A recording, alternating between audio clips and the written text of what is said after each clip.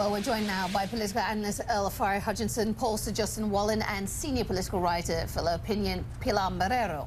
Okay, thank you all for being with us. Okay, during the election campaign, no one loved Wikileaks more than candidate Donald Trump. Listen to this.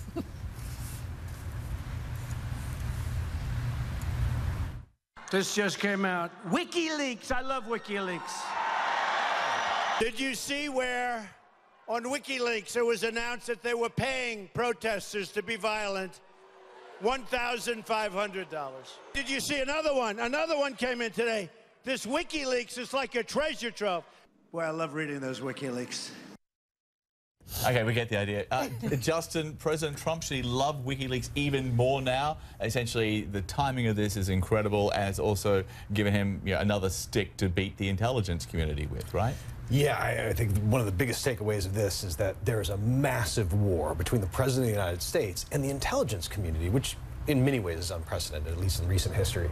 So yes, he definitely has an opportunity, and I doubt, based on his personality and what we know of it, that he will hold back from that opportunity to really beat up the intelligence agencies, because it is a massive leak, and there's very serious repercussions for these sorts of things. It's a serious issue, and the intelligence community does have to take responsibility for it. Pilar, to bring you in here, I mean, this investigation into the Russian interference in this election is gaining a pace. It's intensifying, and then here we are now with a WikiLeaks dump. I mean, someone looking at the timing of all of this and asking questions, saying, is this a potentially get-out-of-jail card for Russia? How do you see it? I'm sorry, I couldn't hear you very well. What was the question again? All right, apologies for that. I'm asking you what you make of the timing of this WikiLeaks dump, coming as the intensification of the investigation into Russia's meddling in the election happens. Well, it is interesting. It's pretty obvious that the political world has been rocked by the Russia possible ties with the campaign of Donald Trump, but at the same time it has been distracted by all these other issues that the president is bringing up. You know, the supposed tapping by President Obama, et cetera, everything that we already know about. You know, this brings the attention back to the role that WikiLeaks had during the campaign and the potential, you know, coalition or cooperation with the Russians and the President of the United States, which is what bothers and worries a lot of people, and that's the Republicans in Congress are resisting to investigate. But I think the public, I think it's something that the public wants to know. I don't know if the president will be so enamored with WikiLeaks in this case, or in future cases, if WikiLeaks decides to leak something else that they may have about the president. It's been suggested that they may have information about his campaign that is compromising, or about himself when he went to Russia that is compromising. So, you know, it's almost like a soap opera that keeps developing. Yeah, well, the former defense secretary, the former director of the CIA, Leon Panetta, he said earlier on CNN that the president seems more worried about political leaks than WikiLeaks.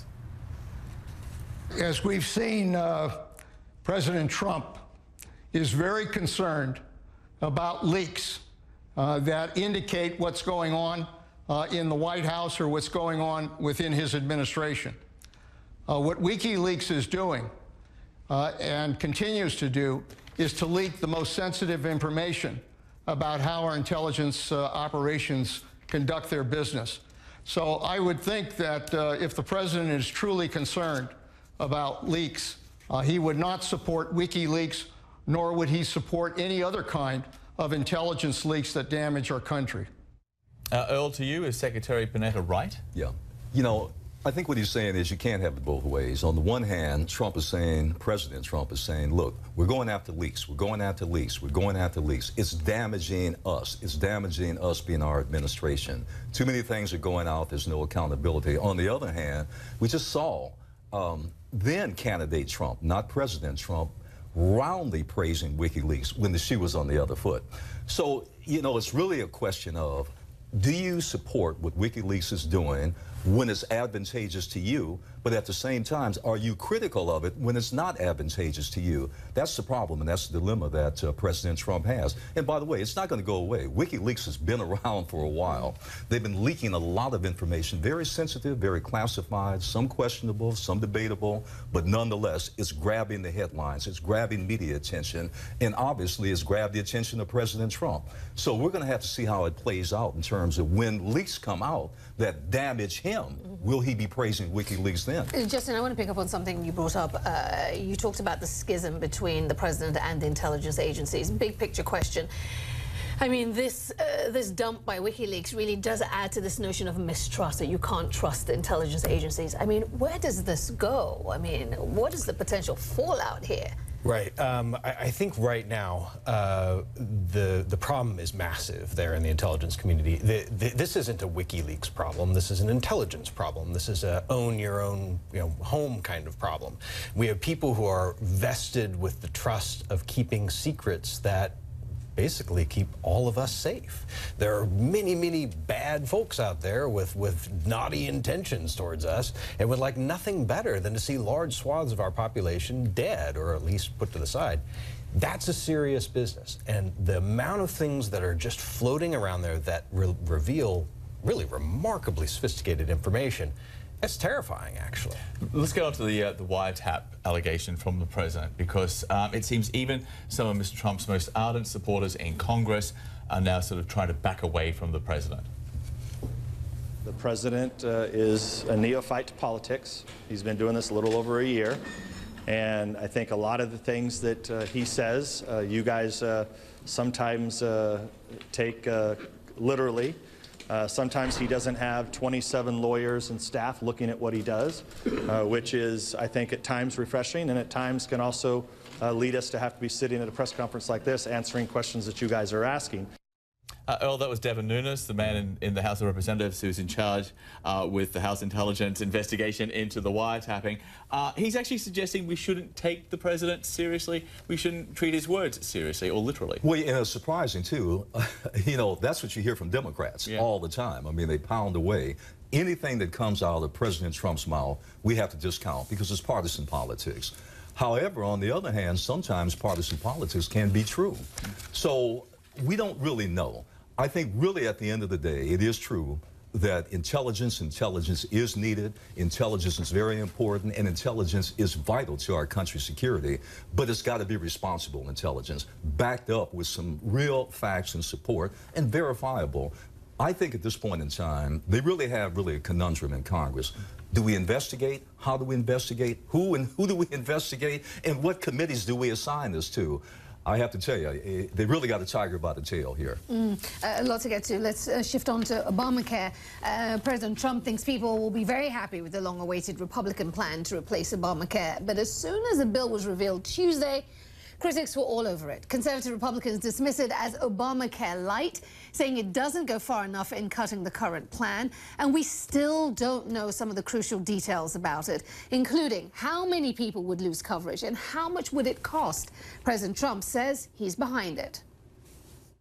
I'm proud to support the replacement plan released by the House of Representatives and encouraged by members of both parties. I think really that we're going to have something that's going to be much more understood and much more popular than people can even imagine. Pilar, to you, Republicans have been very good at repeal. They voted to repeal it, Obamacare 60 times. Why aren't they ready with an acceptable replacement? Well, we're going to find out. I think the president many times offered that he would repeal and present, or they would repeal and present a plan that was much better, that would cover, I remember the president saying something like, would cover more people, better plans, for cheaper money. It's almost like it was a magic wand that they were going to use. And now they're finding out that it's not so easy, that healthcare, as the president put it a few days ago, it's really complicated. And they find themselves in the same situation, almost in a way, that the Democrats found themselves back when the Obama administration started. They had the Congress, they had the majorities in both houses of Congress. They had the president, and it was still hard to pass a healthcare law. In this case, I think the key for most people is going to be Am I going to lose my coverage? How much is it going to cost me? What's going to be the result of this replacement? And so far, we don't know, because they have put forth a replacement on a fast track in Congress without the analysis of the Congressional Budget Office. So we don't know what this plan is going to do, but activists are telling us that the analysis shows there's a lot of people who are going to lose coverage. Very quickly, I want to get to the notion of the cost of all of this. Many people are asking that question. Republican Jason Chaffetz is suggesting that, you know, when it comes to the issue of cost, maybe some Americans could go without some of their luxuries. Take a listen. Well, we're getting rid of the individual mandate. We're getting rid of those things that people said that they don't want. And you know what? Americans have choices, and they've got to make a choice. And so maybe rather than getting that new iPhone that they just love and they want to go spend hundreds of dollars on that, maybe they should invest it in their own health care. They've got to make those decisions themselves. Well, Mr. Chaffetz taking some heat for that. Well, here's the problem that Republicans have. Anytime you talk about repeal and replace, you've got 21 to 22 million Americans that signed up under Obamacare. Not all of them are in California, Democrats, liberals. Not all of them in New York, liberals, Democrats. Many of them are very conservative. Many of them are working people. Many of them are in rural areas, blue-collar workers. Many of them are constituents of Republicans. That's why it's taking so long, because they're feeling the pressure. How do we get rid of Obamacare, but or the Affordable Care Act, which is more accurate to say, at the same time, without jeopardizing our base, because a lot of them support that and are dependent upon that. That's the real problem. And it's a political issue. Yeah. That's what they need to work out. Believe it, there at this point we're out of time. But Earl, Justin, and Pilar, thank you so much for being with us. Most appreciated.